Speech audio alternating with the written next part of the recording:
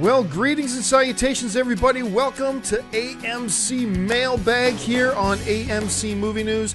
My name is John Campia. I am the editor-in-chief of AMC Movie News, and I am so glad you decided to come and join me today. And I'm actually doing this mailbag live tonight on Saturday, May 31st. We're doing this live, and we're doing it really late. It's in Los Angeles. It's like 6:15 in the evening on the East Coast, Toronto, New York time. It's like already 9:15. And the reason we're doing this show so late today is because I just literally got off the plane like an hour and a half ago. So for those of you who may not know, this past weekend, Thursday night, me and the AMC Movie News OG crew, so me, Dennis Zen, John Schnepp, Chris Lee Kennedy, Amy Rose Eisenbach, we all got on a plane and flew to AMC headquarters in Leawood, Kansas, right beside Kansas City. And we, spent some time out there. We shot AMC Movie Talk there on Friday, as many of you know. And then we spent an extra day there. Just flew in like 6 hours of travel, and I'm home now. And I'm going to tell you, I might sound a little more loopy than normal. And I always sound a little bit loopy. But tonight, I may sound just even a little bit more loopy than normal. Because I have... I am so tired. You have no idea how tired and absolutely, completely out of it I am. But hey, why not? So anyway, thanks for joining us, guys. And I thought, you know what? Let's do tonight live. Just why not? Since we're doing it, I see who of my online Sons of AMC brothers and sisters are online right now and are willing to jump on and do this show live with me tonight. And apparently there are a lot of you. So thank you so much, guys, for jumping on and being here tonight. We got a bunch of things we want to talk about, but I do want to tell you a little bit about this trip to Kansas we just did. It was a lot of fun. AMC had all of us come out to the head offices, and it's really kind of cool once in a while because I have no boss in the entire state of California. And we're kind of on an island by ourselves out here in LA. And so every once in a while, it's really cool for us to go out there and touch base with, the AMC family and everything that's going on. I want to show you a couple of pictures here that we've got going. First, I'm going to show you a picture of the brand new AMC campus. It just opened like less than a year ago. This is the new campus that we've got. I call it the AMC Death Star. But this place is frickin' gorgeous. This place is absolutely gorgeous. And I wish I took some more pictures on the inside to show you like what the inside of it's. But it's like everything you'd imagine the inside of Pixar and Google might be. It's just a really fun, cool, awesome environment. We had a really good time. Here's a picture of us just getting ready to start the show. We had a live studio audience. You know what was really cool? Here's one of the coolest things. You see Dennis there getting ready to run the show, sitting up front. One of the really cool things about this thing was Schnepp and I kind of just tweeted out Friday morning, hey, we're in Kansas. We're at the AMC office. We're going to do AMC Movie Talk here. And like 5 AMC Movie Talk fans instantly drove down and came in and joined us. And we're there. And so thank you to all you guys who came down and joined us for that show. That was great to meet you. And we got like tweets from like 20 or 30 people asking, hey, let us know the next time you're in Kansas City. We want to come. So the next time, it's probably going to be in the next 3 to 4 months. The next time the AMC crew goes out to Kansas City, to AMC headquarters there, we will let you guys know in advance, and you are all invited to come down for a live taping of AMC Movie Talk, and we hope that you will come and join us. Just want to show you a couple more pictures here. This is a bunch of pictures that Schnepp took of all of us, me, Chris Lee, Schnepp, Dennis, all waiting around in the Burbank airport to head out. When we were down there, we all went out to dinner at this great Italian restaurant in Kansas City.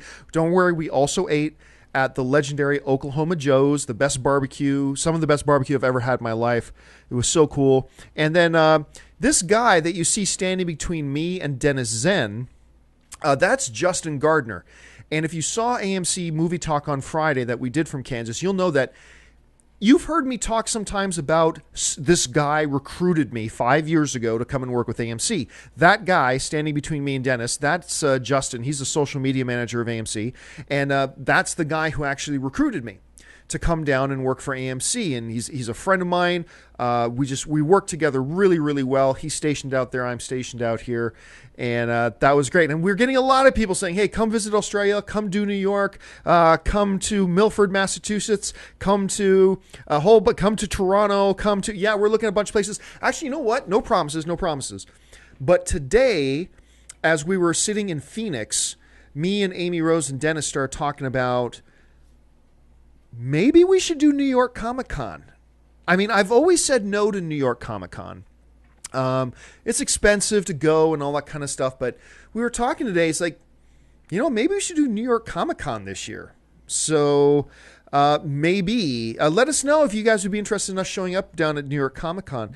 Also, speaking of Comic Con, on Mailbag, I like to talk a little bit of behind the scenes business a bit here. So speaking of Comic Con, the Comic Con, San Diego Comic Con, going to let you know that we are going to be at San Diego Comic Con this year, and we're going to do a couple of special things. One, I'm probably doing a panel again, but aside from that, just like last year, we are doing an AMC Movie News meet and greet. And we haven't picked the location yet, but just to give you an idea what it is, last year we just hung out, me and the AMC Movie News crew hung out at the Omni Hotel lounge bar, which is right across the street from the convention center at the San Diego Comic Con, and we just let everybody know that's where we're going to be. We're going to be hanging out there on Thursday night. If you want to meet us, come on down and say hi. And a whole bunch of you came down and met us, and it was a really awesome time. So we're going to do it again this year at San Diego Comic-Con. We haven't picked which hotel we're going to do it at, but we will let you guys know. And I hope that if you're going to be in Comic-Con, or just if you're in the San Diego area, that you'll come down and meet us and hang out with us and have a drink with us. That would be a lot of fun. And considering that we're about quadruple the size now that we were last Comic-Con, it could be a little bit crazy, but I think it's going to be fun. Another fun thing we're going to do at Comic-Con this year is, I think it's either going to be Thursday or Friday, but we're going to have a booth inside the convention center at Comic-Con, and we're going to sign autographs for a couple of hours. So if you're at Comic-Con itself and on the convention floor, and you want to come by and meet us, get pictures with us, or it's me, Amy Rose, or Chris Lee, or Dennis, or Schnepp, or any of the other of the AMC Movie News team, come on down. We're going to be doing autographs and taking pictures and things like that. If for whatever reason you want to waste some of your time to meet us, that's where we'll be. So I wanted to give you guys a little bit of a heads up on that. Any other insider business we should take care of? I'm not sure. Hey, listen, guys, I'm going to let you know I've got two major topics I want to talk about here, and I'm sure we're going to talk about both of these topics on AMC Movie Talk on Monday as well. But I got two topics I'm going to talk about here, and then after we do these two topics, instead of taking mailbag questions, since we're doing tonight live, I'm just going to take all your questions live on Twitter. So don't start sending them in yet, because I'm not taking the questions yet. But in a few minutes, maybe 15 or 20 minutes, start sending in questions to my Twitter. Just tweet to me at John Campia. And I've got my Twitter stream open right here, and I will take questions from there. Do not put in questions in the chat board, in the YouTube chat board. Don't put them in there. That chat board just flies, and I'll never see your question. Don't put it in there. Tweet it to me at John Campia, because I can manage it there. So don't send it to me yet, and I'll let you know when it's just about time. So, okay. Let's get to it here. There are two big pieces of movie news that have come out in the past 48 hours, less than that really over the last 24 hours, that we absolutely got to talk about here and that we got to address. The first thing was this. Our friends over at Latino Review, my friend Mayimbe, he broke a story that, according to a lot of sites, has been verified, that Marvel has cast Thanos, the big bad guy you see at the very end of Avengers, the guy who we know is going to be the ominous threat throughout the whole of the Marvel Cinematic Universe, going to be in Guardians of the Galaxy, probably be popping up for a minute in Age of Ultron. Probably I'm guessing, a lot of us are guessing they're building up to have Thanos as the big bad villain in Avengers 3. That's just speculation, but apparently they have cast Thanos. And Thanos is going to be played by Josh Brolin. Josh Brolin apparently has been cast as Thanos. And let's go on the assumption that this is 100% true, as just looking like it's true. I got to tell you right now, because I'm reading a lot of people online who are really excited about this. And I know a number of the AMC Movie News crew are excited about it. I'm going to tell you right now, I'm not. I'm not really excited about the idea of Josh Brolin as Thanos. The reason being is, over the past number of years, I have ceased to be a Josh Brolin fan. Seems like a really cool guy, but I've just seen him in too much stuff over the past number of years that I feel like he's either just mailed it in or he just wasn't very good. Now, whenever I kind of bring that up to some of my friends, that I've kind of stopped being a fan of Josh Brolin, and I keep going to see Josh Brolin movies, hoping that he changes that and makes me a fan again. So far, it has not happened, and I got to tell you, I'm not thrilled with it. Let's run down for a second here a number of Josh Brolin films over the past couple of years. Old Boy was one I was really excited about. He was terrible in Old Boy. It's not just a matter that it was a bad movie, but the actor was pretty good. No, he was bad in it. So you had Old Boy. I thought he was really quite poor in Labor Day. I thought he was real, and then this film before that, a film I was super excited about. You remember it was in my top 10 most anticipated films of the year list that we did on AMC Movie News, was Gangster Squad. And I thought he was just terrible in Gangster Squad. Before that was True Grit. I thought he was okay. I thought he was in his relatively small part in True Grit. I thought he was okay. Before that was Jonah Hex.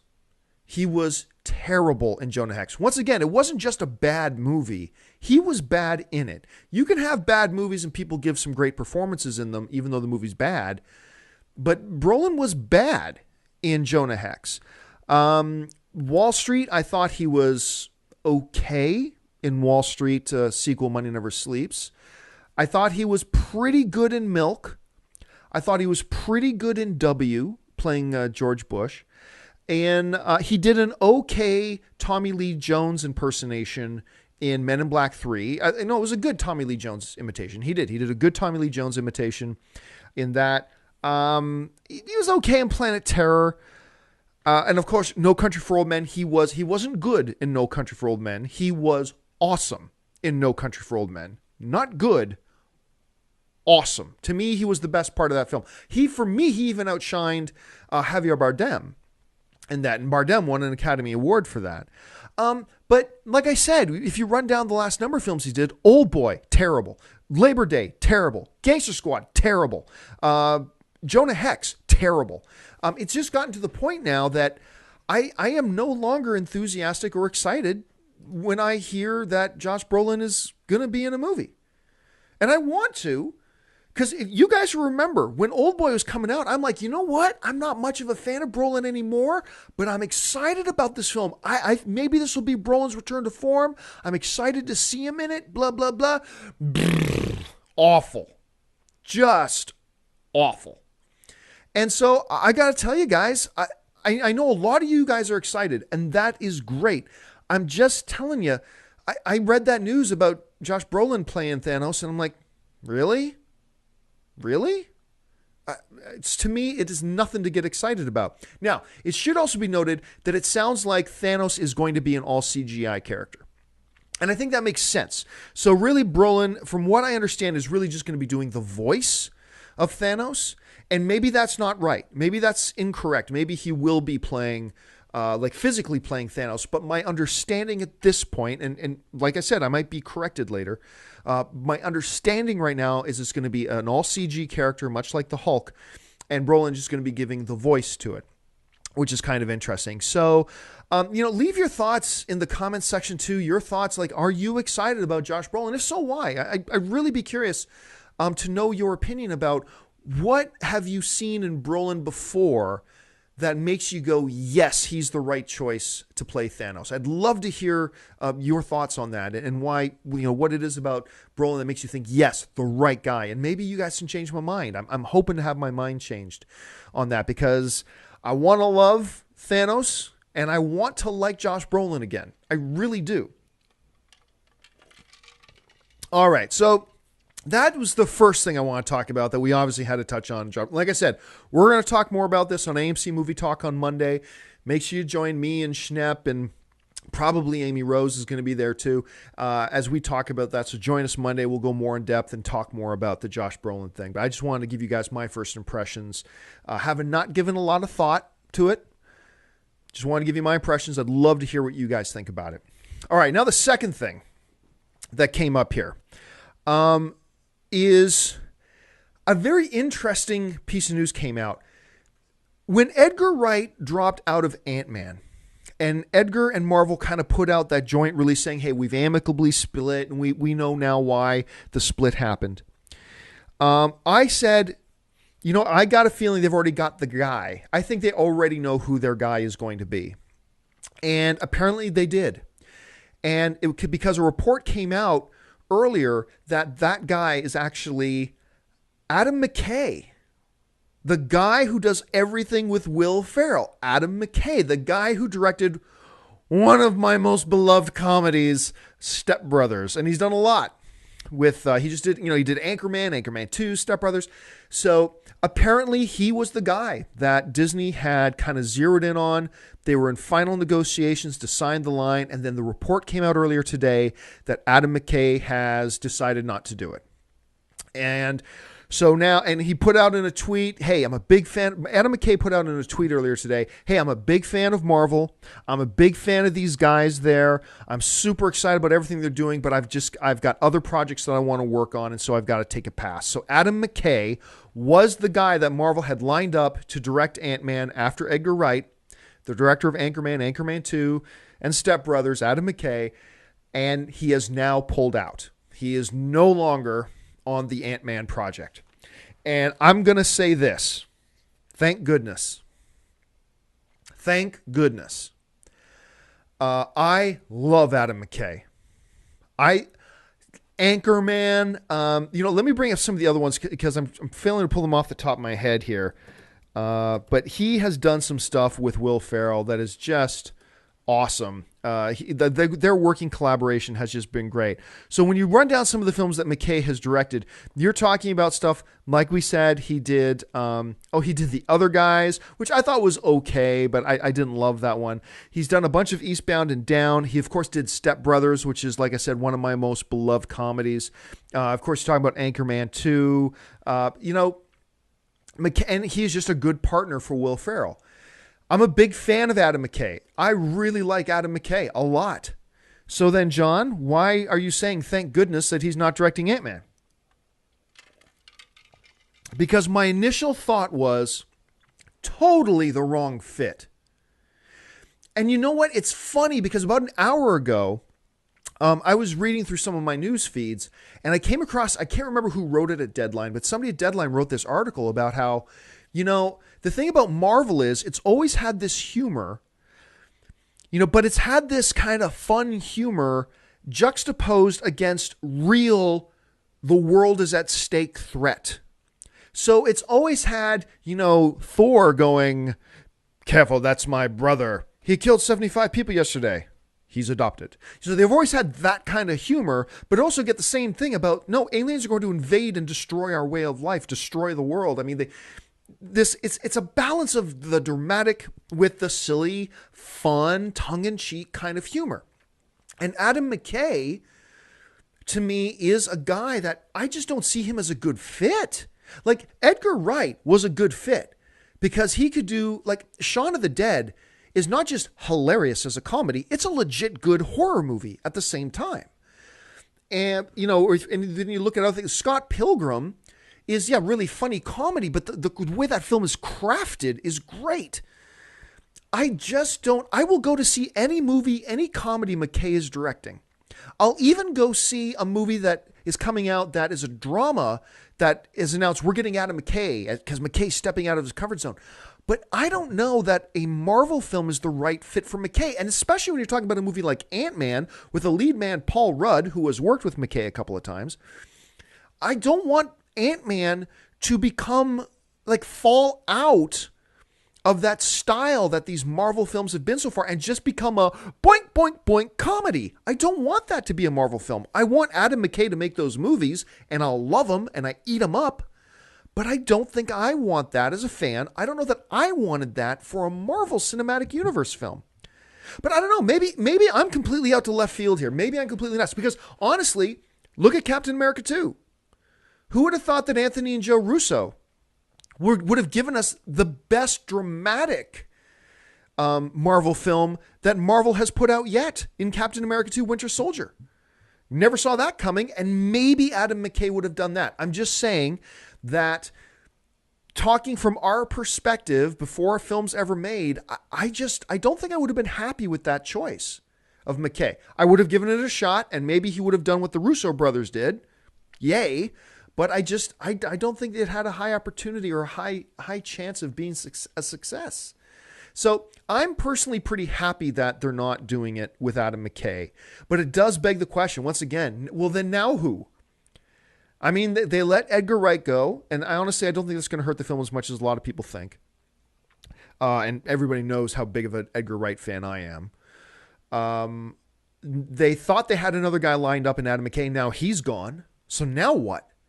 Don't make no mistake. Directors are going to line up to work with Marvel, but you got to find the right guy that Marvel thinks they can work with and that can work with them.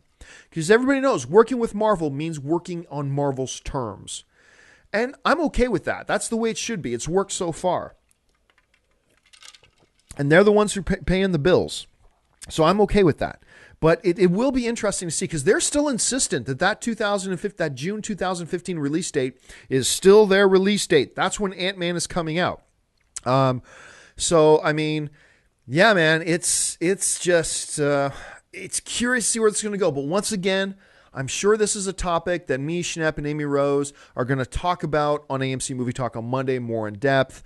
I just thought it would be really remiss of me if I did not even at least bring that up. Okay. So we talked about Josh Brolin. We talked about Adam McKay not doing Ant-Man. It is now time to take your questions. You guys are going to run the rest of the show. And just for the rest of the show, all I'm going to do is take your questions. So tweet to me. Once again, do not ask me any questions in the YouTube chat board. It's impossible. I can't follow it. I wouldn't be able to pick out questions there, so just don't bother. Instead, send in your questions to me on Twitter at John Campia. And I want to do something fun first before I take the first question. Help me out. I want to see if we can get something trending. No, not a. Somebody make an animated GIF of me doing that. Anyway, I want to see if we can get something trending. I told you I was really tired, right? Anyway, I want to see if we can get something trending. So the other day, a couple of AMC Movie Talk viewers tweeted in, and they tweeted in this thing that said, because everybody knows En Sabah Nur, right? Apocalypse. So somebody wrote in and said, John, until X-Men Apocalypse comes out, you should call yourself John Sabah Nur. And I tweeted that out. I said, why not? And then a whole bunch of you guys retweeted it. So here's what I want you to do. Do me a favor. Let's do a little experiment. Do me this favor. Open up your Twitter in another browser, all right? Open up Twitter in another browser. And what I want you to do, if you are so inclined to do it, I want you to just send out a tweet. Everybody just tweet this out right now. Hashtag John Sabah Nur. Everybody just go to Twitter, tweet that out. Just for fun. I want to see what happens. See if we can get 500 people all at once or 1,000 people all at once just tweeting out John Sabah Nur. If you're not watching this live, you don't have to do that. But if you're watching this live, where did it go? It's over here. There we go. Hashtag John Sabah Nur. Just go tweet that out. It could be fun. So now with that out of the way, let's actually get to your questions. Let's talk about what you guys want to talk about. So once again, send in your questions to the Twitter at John Campia. I'm going to go over to the Twitter board right now. I have not pre-screened these. I don't know what you guys are asking. So let's jump on over there and get some of your questions. So let's see here. I'm going to scroll down here a little bit first. Jose F. Linares, I hope I'm saying your name right, Jose, says, how would you use Wonder Woman in Man of Steel 2? Example, Batman eventually overpowered by Superman, and Wonder Woman is Batman's secret weapon to end off the film. No, that's not how I would use her. I've always been a believer since they announced they were doing Batman versus Superman, okay? I've always been a believer that you need the focus of this movie to be on Batman and Superman and their dynamic and what's going on there. And yes, you can, in a very minor way, introduce other characters. That's fine. But I don't think you give Wonder Woman a major presence, like she is ultimately Batman's answer to Superman. I don't think you do that. I think you let Batman versus Superman be Batman versus Superman. I think you leave it as those two people and those two characters doing their thing. Give me 1 second. Ooh, I just step away from my computer for a second.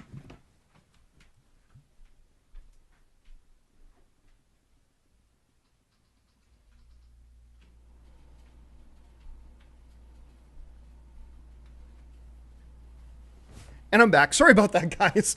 I had to step away because I forgot to turn on my air conditioning, and the production lights in here get kind of hot. So I needed to turn on the AC, or else I was going to sweat to death. Because you saw me doing this a lot, and I realized, you know what? I can't do this for another 20 minutes without turning on my air conditioning. Anyway, getting back to the question about Wonder Woman. I would use her in a very, very minor way. Introduce us to her.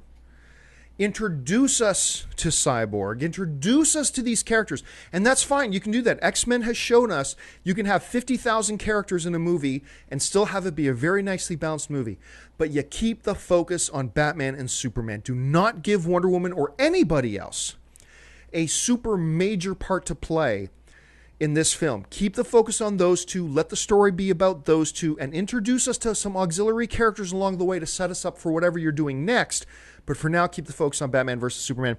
That is how I would handle, personally, how I would handle Wonder Woman. Okay, let's go back over to Twitter. See what we got going on over here. Okay, Matt Blundell is writing, and I get this question all the time. Superhero films have become their own genre. Will audiences grow tired of seeing the same old heroes and recycled plots? Well, no. I mean, seriously, for the last 10 years, ever since like X-Men 2 came out, and Spider-Man and not the Amazing Spider-Man 2, but Sam Raimi's Spider-Man 2, and all these films, people have been asking for over 10 years. Oh, people are going to get tired of superhero movies. Yep, they're going to get tired of it. But really? Really? Ain't looking like that. And then the next year, oh, people are going to get tired of superhero movies. And then the next year, oh, any day now, people are going to get tired of superhero movies. Well, guess what? We're 15 years in since X-Men came out. And everything seems to be going and chugging along pretty damn strong. But look, everything in film goes in ebbs and tides, right? Everything rises and falls. Every trend comes and goes. So will there eventually be a dry period for superhero films? I think you'd be foolish not to at least acknowledge that at some point will happen. But as of right now, over the next 5 years, it ain't the case. Superhero films are actually getting better and better and better. I mean, look, just in the span of 2 months, we had 2 of the best superhero movies of all time come out, in Captain America Winter Soldier and in X-Men Days of Future Past. I mean, they just the bar seems to be getting raised. It's like, whereas it used to be like maybe out of every 4 superhero films or 5 superhero films, you get a really good one. Well, now it's like every other superhero film is a really good one. So studios are realizing you got to raise the bar. You got to raise the stakes and make it better. Audiences aren't just going to be happy now with, look, it's our favorite superhero. That's not good enough anymore. Now they want a great movie to go along with it. And we are now starting to constantly get really good to great films that just happen to be superhero films. So look, will at some point there be a dry spell? It's inevitable. But it ain't in the foreseeable future. And even once that dry spell comes, the trend will come back again. superhero movies will become popular once again. That's just my opinion. I'd love to hear what your guys' thoughts are. All right, let's go back over to the Twitter board. And over on Twitter, let's see here. Neil Marin Jr. is asking, what's your favorite Star Wars video game? I think, honestly, I mean, I love Knights of the Old Republic, but I think, honestly, one of my all-time favorite Star Wars video games is like the second Star Wars video game I ever played, which was X-Wing versus TIE Fighter. I mean, I know we're going back like 15, 20 years, but X-Men versus TIE Fighter, I think, is still my all-time favorite Star Wars video game. Now, there have been another number of games that have come out, obviously, in the past 10 years that I've liked very much, but for me, that's my all-time favorite. Probably will be for some time. Okay, let's jump back over here. Molly Knight is asking, John Campia, do you think Marvel's Quicksilver will be anything like Fox's? Well, number one, he's not. The Fox's Quicksilver being played by Aaron Taylor Johnson in the upcoming Avengers film. He's not going to have any connection to Magneto. We know that. I mean, because Magneto does not exist in the Marvel Cinematic Universe. He only exists in the X-Men universe at Fox. So there's not going to be that connection to Magneto that Quicksilver has in in Fox's incarnation of him. But other than that, will he be anything like him? I think the personality will be different. I mean, just in the end credit scene of Captain America 2, we see that he is a tortured and troubled soul. There's something really dark going on because, Quicksilver in the X-Men universe, sorry, not the X-Men universe, in the Marvel Cinematic Universe is tortured and troubled and whatever. I think he's going to be a much darker character than this amazing Quicksilver we got in the X-Men universe. Now, so I think he's going to be totally different. Obviously, he's still going to be a speedster because that's what Quicksilver is. But honestly, I think the similarities are going to end there. They're both going to be speedsters, and that's it. I think other than that, they're going to be polar opposites. And they can both be amazing and be polar opposites. Just because X-Men's Quicksilver, played by Evan Peters, how good, none of us saw how good that character was going to be. We all thought that character was going to be a joke. And look how amazing he turned out. It's incredible. But just because you go polar opposite of that doesn't mean that can't also be amazing. Aaron Taylor Johnson can give us a completely different Quicksilver and still make him amazing. But as far as how similar do I think they'll be, I think they'll be almost completely different characters other than the fact that they both happen to be speedsters. All right, let's move back over to the Twitter board.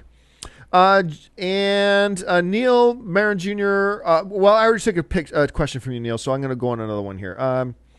Jared Brown asked, do you think the rating system needs an overhaul, or do you think it's fine the way it is? Well, I actually think it's fine the way it is. I really do. I know everybody gets mad when I say that, but everybody likes to point to that one documentary, This Film Is Not Yet Rated, and talk about the inconsistencies in the current rating system, talking about ratings as an R, PG-13, whatever. Because, some movies have like people blowing each other's heads off and all this kind of crap, and it gets a PG-13, but then one movie shows side boob and it's an R. I mean, so is there inconsistency in the rating system? Yes. But honestly, I don't think it needs that much overhauling. You know why? Because ultimately, and I know this is unpopular for me to say, but I've never given a crap if something I say is popular or not. I'm just going to tell you what I think. And if you want to hate on me for it, it's your business. And you have every right to. But I don't care, because when you're talking about ratings, as an adult man, I can go and see any movie what I want. The rating of a movie has no impact on me and what I can do. If they made X-Men Days of Future Past and made it rated R, I still would have seen it. If they made it rated G or a family film, I still could go see it if I wanted to. Hell, if X-Men Days of Future Past was rated X, or what do you call it here? NC-17 or X, whatever you call it. As an adult man, I'm still free to go see it. Because I'm an adult man. I can go see whatever I want. So ultimately, we're talking about what are we comfortable with children being allowed to go in and watch?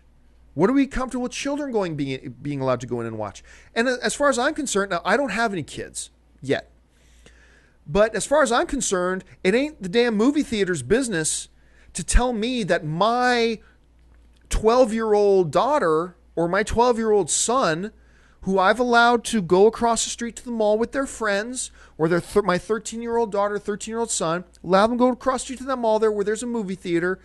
It ain't your place to let my kid into an R-rated film. It ain't your place to let my kid go walking into a film that could have some nudity, some sex, some things in it that I don't want them exposed to yet. Because I want to teach them about that my way as their parent. And so I think when you're talking about that, it doesn't matter, because quite often when I hear movies arguing against like an R rating or arguing against an NC-17 or whatever it is, I'm like, yeah, but basically you're saying you want the ability to make money off of children. That's what you're saying. Now, I know there are exceptions to that completely, and there have been some egregious mismanagement of the rating system. I totally understand. But I have also heard some films argue it's unjust that we got an R, or it's unjust that we got an NC-17, because really what they're doing is they're just upset and they're just butthurt that they don't get to capitalize and make money off children that they want to entice into watch their stuff that maybe a parent who doesn't know what their kid is doing wouldn't want their kid to go in and see. Like, I'm not a parent yet, but I know I'm going to be pretty darn freaked out about that. Now, that's just my point of view. I know other people have other points of view that are totally valid, totally great. That's fine. But if you're going to ask me and ask for my opinion is more consistency needs to be brought to the rating system. Absolutely. More consistency. But in general, no. I'm not for supporting giant multi-billion-dollar corporations just having the leash taken off them, say, yeah, go capitalize and go take advantage and go profiteer off our children with your inappropriate stuff for children. Because if you're talking about adults, the rating system doesn't matter. Doesn't matter. Doesn't affect you. Doesn't affect me. La la la. So, but anyway, that's, like I said, that's my opinion. There are some very good arguments that I've heard from some very smart people about why the rating system does need an overhaul. And I would encourage you to look up those articles online. There's a number of them out there, some very well-written ones that raise some very, very valid points. And I just don't want to go into a half hour, talking about why I came to my personal opinion on it, which, by the way, my opinion may change on that. But you asked me my opinion on it. That's my opinion on it. So anyway, let's go back over to the Twitter board, which is blowing up here. Let's see here. Oh, where do we go? We lost it. Now we're back. Choco Shake Roberts says, do you think someone can make a proper Dragon Ball Z movie? It deserves a better movie. No. Next questions comes from, how's that for shorter questions? I'm trying not to just do more comic book films. Let's see if there's something else. Darth Alex is asking, do you ever think we'll see a live-action Aladdin film? Do I ever think we'll see a live-action Aladdin film? That's an interesting question. I personally feel like that Aladdin story should stay in the animated world. But if you want to go, on a complete departure, like if you want to do an Aladdin film, but go dark, go to the original mythology of it, go to the original tale of it, and have this dark, gritty live action thing with these supernatural elements and all that kind of stuff, I could see that happening. Yeah. But if you're talking about, hey, just take the Disney cartoon Aladdin and make a live action incarnation of it, I don't think so. I think that movie, that story is best served and works best in the medium of animation. And maybe remake the animated thing. I don't know why you would, but you can. But a live action thing, I would guess no. But stranger things have happened, right? Like, I never thought any studio would be dumb enough to try to do Power Rangers movie, and it's happening. So I can say I think it's unlikely that they'll do a live action version of the Disney Aladdin, but who knows? Anything's possible, right? So, but my gut feeling is that no, they won't do that. Okay. I'm going to try not to do too many Star Wars ones. Let's go up to the top here. Dane Red is asking, a Supernatural movie? Well, I mean, everybody who watches me knows that Supernatural is one of my favorite TV shows. It has been for about 5 years. I love Supernatural. I love the Winchester Boys. I think it's terrific TV. I love it. Movie? No. No. Nobody. First of all, nobody watches the show. I mean, it's a CW show. I think it maybe gets 3 million viewers, maybe 2.5 million viewers. That ain't enough. Even if you got every single person that watches Supernatural out to the theater, it would not make enough money. And you're not going to get every single person that watches to go to the theater. But do I think a standalone Supernatural movie could be good? Yes, I think a standalone Supernatural movie could be very, very good. I just don't think it would get an audience, unfortunately. So even though it is one of my favorites, I got to say no. I don't think a Supernatural film would work.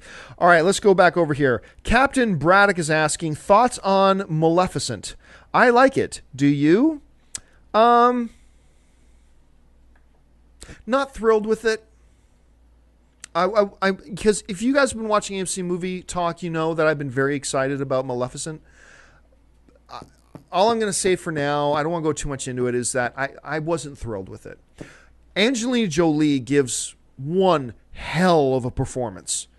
And the visual effects are very good. And on those two bases alone, I would encourage people to see the movie. But, you know, if you're going to ask me, if I stand back, don't say, but honestly, was I really happy with Maleficent myself? My answer's probably going to be no. Wasn't thrilled with it. It's okay, but I wasn't thrilled with it.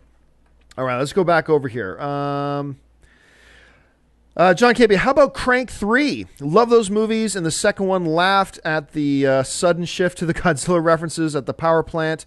Crank 3, as some of you may know, actually the directors of Crank and Crank 2 are friends of mine, Neville Dean and Taylor. They're actually kind of responsible, them and Milo Ventimiglia are responsible for me meeting my wife. Neville Dean might have been the one who introduced me to my wife, if I really think about it. But they're responsible for me meeting my wife. And so these guys hold a very special place in my heart. I know they've talked about doing a Crank 3. And I know Jason Statham loves Crank.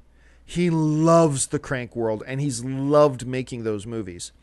So I'm going to go out on a limb. I'm going to guess we'll probably see Crank 3. I know right now both Mark and Brian are working on individual films, but I got a feeling at some point they're going to come back together and make Crank 3. And I'm with you. I really like the first two Crank movies. I had so much fun with the Crank movies. Let's go over here.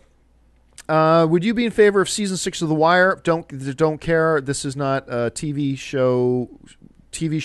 This is a movie show. John, when will Snow White and the Huntsman 2 come out? That's from Hunter Helms. When will Snow White and the Huntsman 2 come out? That's a good question. Look, they've been saying that Snow White and the Huntsman 2, they're going to do it. I'm actually going to pull up some info here. Snow White and the Huntsman 2. Now, by the way, guys, just so you know, IMDb is a great source to get some information, but it's never consider it absolutely Bible, because a lot of different people can just throw information up on that. There's not much info here other than they're saying that there's a 2016 release date, that Kristen Stewart and Chris Hemsworth are listed, but that's all that's come out. Is it actually going to happen? Probably. I have a sneaking feeling it ain't going to happen. Now, don't get me wrong. If you were to ask me, John, you got to put $1,000 on this right now. Will there be a Snow White and the Huntsman 2? I'll say probably yeah. But I'm just letting you know, behind the curtain, I'm saying, I got my doubts, though. I have my doubts, but not only because of, you know, how it did and how it was received, but also because of all the off-camera drama. And I'm not going to go into it, but you guys know what I'm talking about. All the off-camera drama that's gone on went on with Snow White and the Huntsman. And so I think it could hurt it. So I'm not really sure that I'm not 100% positive that it's actually going to happen. Who knows, though? I mean, who knows? I mean, I think it's probable that it will. I'm just not going to be surprised if we find out that it's not happening. All right, let's go to a couple of more questions here. What are the chances we'll see Beta Ray Bill in Thor 3? Personally, I think pretty damn high. I think I haven't heard anything. There's no insider knowledge here whatsoever. Okay, this is just me, but I'd be surprised if we didn't have Beta Ray in Thor 3.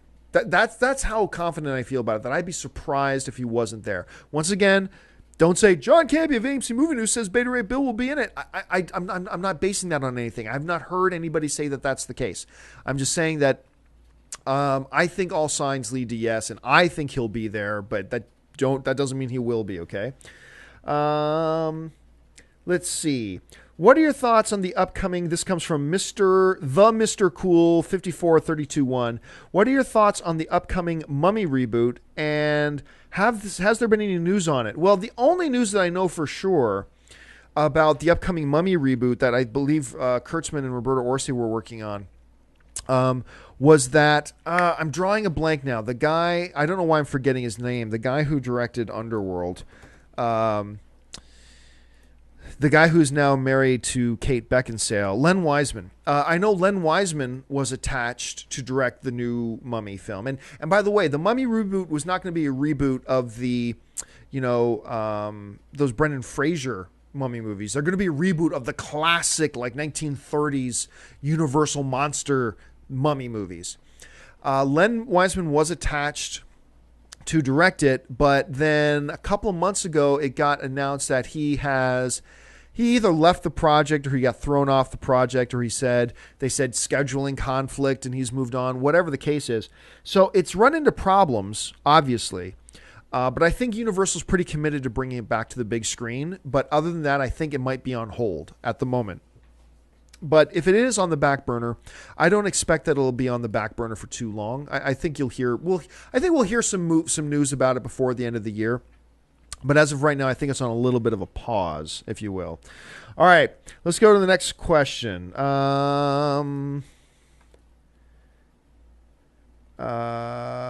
Let's go down.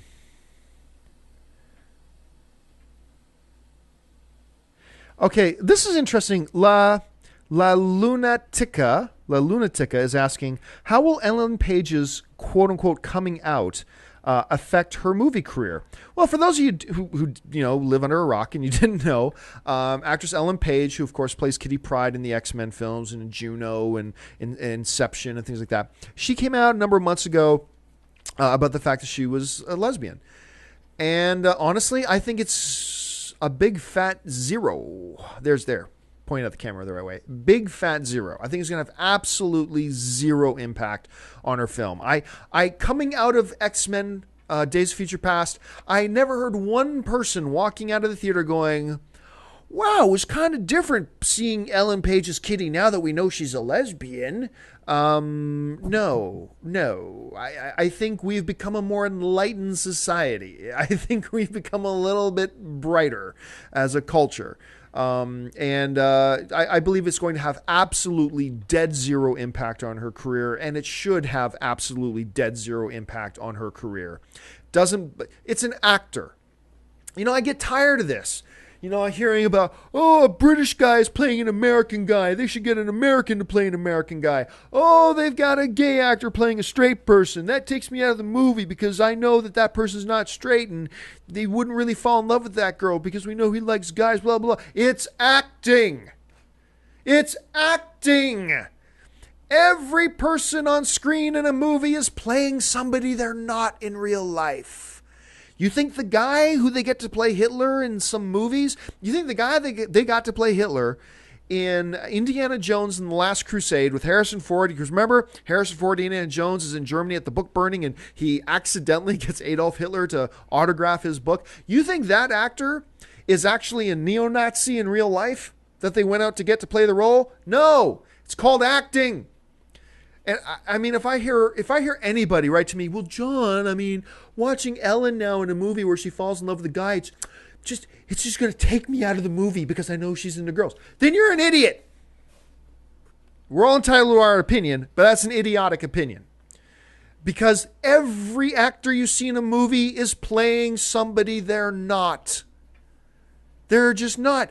You think in Transcendence they actually killed Johnny Depp and transferred his intelligence into a computer and say, okay, now Johnny Depp can play this guy in Transcendence. No, he's an actor playing a role.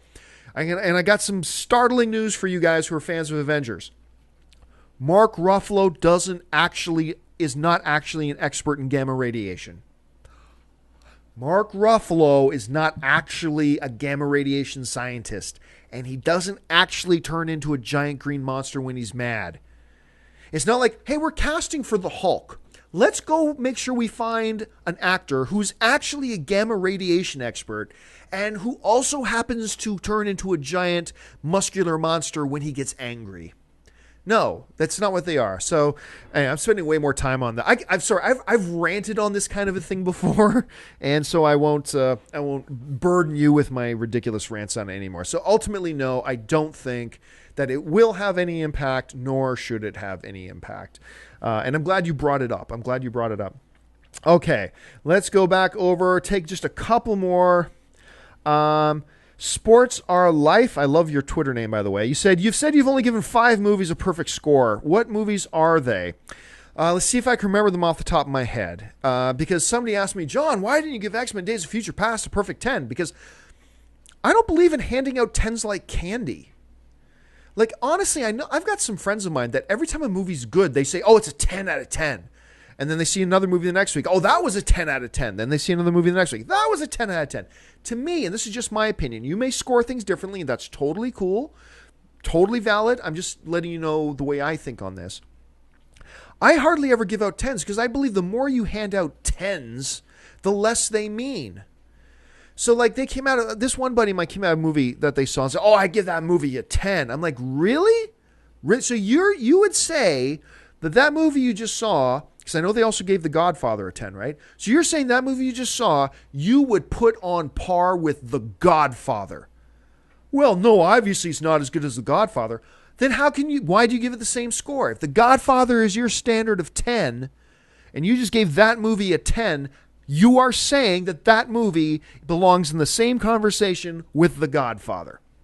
And so that's why I think that, if you just throw out the word perfect, 5 out of 5, or 10, 10, 10, then the score loses its meaning. It loses its validity because you're throwing it around like candy. So I believe you should only call a movie a 10 when for you can say this was truly an epically special experience that I will remember for the rest of my movie viewing life because it was that special. So there are a few movies that I've given 10s to. So some of the movies I've given 10s to are Shawshank Redemption. I could say Star Wars, but I wasn't obviously reviewing films when Star Wars came out. I was like this big. Up, I gave a perfect 10 to. Up is a film I will always think about for the rest of my life. To me, it was just that special of a film.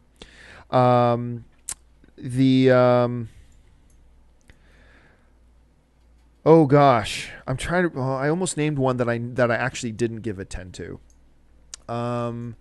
So which ones were they that I gave 10s to? I can't think of them off the top of my head. Because here's the thing. What's that, honey? Juno. Oh, I gave a 10 to Juno. Thank you, baby. I remember the first time I saw Juno. I just think that the way that film is the architecture of the film is just something really special and brilliant. And so I gave that a 10. I gave Lord of the Rings Return of the King. I gave a 10 to. This is why you got to think about films a bit. I gave Borat a 10 when I saw it. The first time I saw it, that movie just made me laugh my guts out. I thought it was sharp. I thought it was very intelligent. I love the way it held up a mirror to us as a culture and a society and made us see our own ridiculousness and our own ugliness sometimes. But I've retracted that 10 because I've watched it a couple other times and I found that the movie got worse and worse the more I saw it. But you can never get back that first experience. And the first experience I ever had with Borat was I was floored by it. Just absolutely jaw on the ground floored by the smartness. That's not a word. Smartness of the film. And but I have since retracted that 10. Because upon further viewings that I saw after that. So anyway, long story short is I very rarely give a 10 to a movie. And that's why I rarely give. That doesn't mean other people who give out more 10s that there's something wrong with the way they do it. Not at all. That's just the way they do it. This is just the way I do it. It's just a matter of preference and taste. But anyway, yeah. So anyway, let's go over to... Let's take 2 more and then we'll call it a night because we're getting close to an hour here. Neil Mary saying, wait a minute, Mark Ruffalo isn't an expert in gamma radiation? Okay, Marvel/DC News is asking, do you prefer the zombies from Shaun of the Dead or World War Z? Very good question. 2 very different zombie movies. Wow. Clearly, because the nature of the film was a little bit different, the World War Z zombies were a little bit more visceral, and there was this hive swarm mentality to World War Z with the zombies there. To me, that whole scene when Israel starts to get invaded by the zombies and the way they start like ants, like an army of ants piling up the wall until there was something really inherently frightening about that as a film watching experience, I was legitimately kind of shaken by it. I thought it was really terrifying. So for that reason, myself, even though I prefer Shaun of the Dead overall as a movie, if you're asking me which zombies I like more, I'm going to go with the zombies from World War Z. Great question. I'm sure all of us would have different ones. Okay. Here we go. Hey, Mitchell McAllister is asking, hey, John, I was wondering how movie theaters get the movies that they show.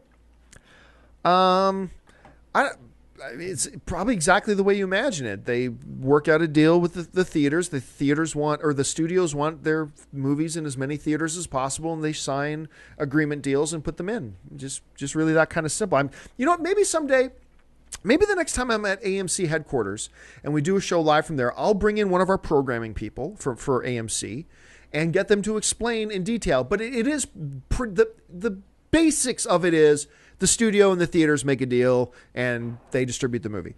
But the real ins and outs, the mechanics of it, and how it works, let me get an actual expert in that to address that. So maybe in a couple of months, ask that again the next time I'm going out to Kansas City, and we'll get somebody on who's an expert in this and can actually explain the process of a studio taking their completed movie and the process that happens of how that then ends up on the movie theater, the AMC screen near you that you then go and watch. It's a great question, but I don't want to belittle your question by answering it from an idiot's point of view, which is me. Let me get an expert in to talk about that. Okay. Jordan is writing, do you think we'll ever get a Civil War movie or a World War Hulk movie? Civil War movie, maybe they'll do a version of it, but we'll never get a proper... I've answered this before. We'll never get a proper Marvel Civil War movie because... you just can't do a proper Civil War movie without Wolverine, without Spider-Man, without the Fantastic Four. You can do a version of it, but it's not really Civil War. So maybe one of these days we'll get a Marvel Cinematic Universe movie. Maybe one of the Avengers movies will have like themes from Civil War, but it won't actually be a Civil War movie. At least that's my opinion. All right, let's take just a couple quick more ones. Dane Dredd is asking, any news on an Elf movie? No. Not to say that there wouldn't be some validity to an Elf movie, but no, I have heard no news on an Elf movie. Let's see. I'm trying to find a non-comic book one. Okay, this is kind of non-comic book-ish. Marcos Chavez is asking, hey, John, guilty or not, will Bryan Singer still direct the next X-Men film? Remember, this whole thing going on with Bryan Singer right now is not a criminal case. There are no criminal charges. None. There are no criminal charges being filed against Bryan Singer.